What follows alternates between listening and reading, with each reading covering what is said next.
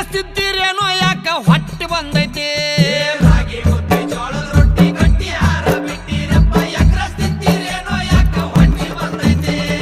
ಕಾಲು ಕೆಟ್ಟೈತಂತ ನೀವು ಕಟ್ಟಿ ಮೇಲೆ ಮಾತಾಡ್ತೀರಿ ಕಾಲು ಕೆಟ್ಟಿಲ್ಲಪ್ಪ ನಿಮ್ಮ ತಲೆ ಕೆಟ್ಟೈತಿ